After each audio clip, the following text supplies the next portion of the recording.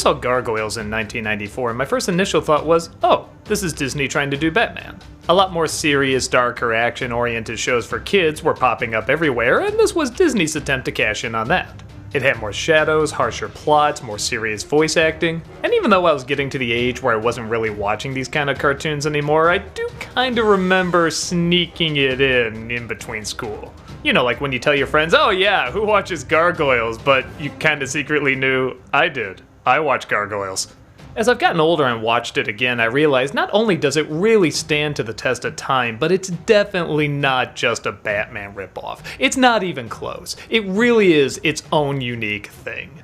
And the amount of planning that must have gone into this when you see how many elements in the story tie in and come back later, it really is a impressive show.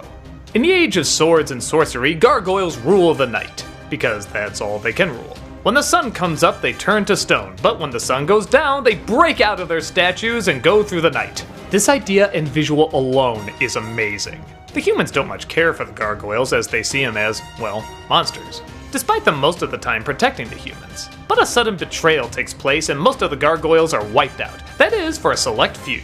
A sorcerer confuses the Gargoyle, saving them for attacking them, and he turns them into stone during the night.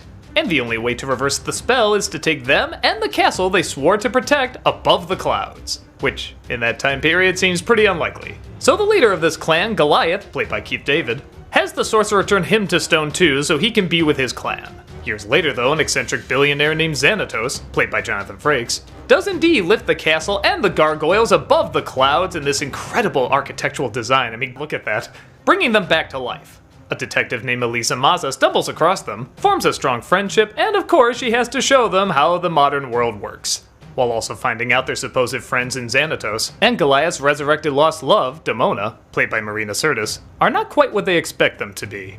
To go into this series' continuing stories is a mouthful. It just goes everywhere and it does it amazingly. This is one of those shows where some can be episodic, but there's also kind of this long continuing story that takes place both in the past, the modern day, and sometimes even in the future. Where Disney does a lot of these connecting stories all the time now with Gravity Falls and DuckTales and so forth, back then, this was new territory for them.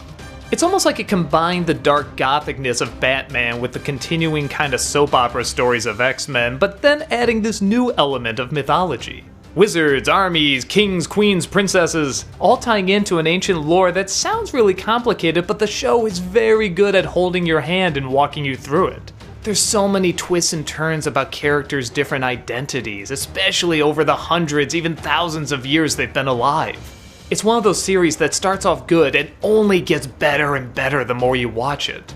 The animation, 9 out of 10, is really good. As is with a lot of shows back then, it wasn't always consistent though. They had to go to different animation companies, sometimes I'm sure notes got lost in the mix, and it can come across a little awkward. But like I said, that's a rarity. Usually it's done superbly well with these incredible shadows and great angles, and to complement it all, an amazing voice cast. These actors are amazing. Not only are their voices just so distinct, so booming, so powerful, but their acting is just phenomenal. I remember we used to joke how many Star Trek cast members are on this show. There's surprisingly a lot, but honestly, they're so good, you kinda don't care anymore. It doesn't become distracting. The Star Trek actors are good actors. There's a reason the shows they were on had so many seasons, because they were so charming and we like watching them and we like hearing them here. Like I said, the show only gets better and better the further it goes, for the most part. There's a lot of negative talk about Season 3, as apparently they changed up a lot, they were suddenly on a different network, and yeah, while it's clearly not as good as the other seasons, it's still not that bad, in my opinion.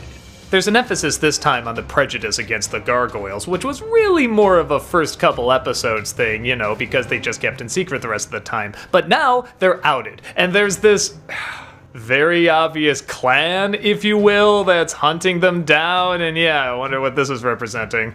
There's also kind of weird storylines, like Broadway suddenly becomes a big movie star, and an alternate reality where Goliath is married to Elisa and he's human, and being a lot more episodic rather than a continuing story, which a lot of fans didn't like.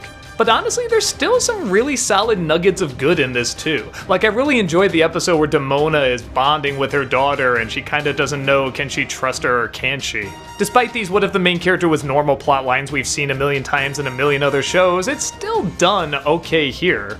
Even though it goes a little goofy and a little different, there's still this idea that they want to keep it kinda sad and melancholy, and to me that's still a big focus of the show. As long as they don't lose that and we like the characters enough, I still think it's alright. But yeah, the real focus is those 2 first seasons, and when I say 2 seasons, I don't mean like 12 or 13 episodes, I mean combined they're like 65 episodes, so there's a lot of them. It's practically 3 seasons.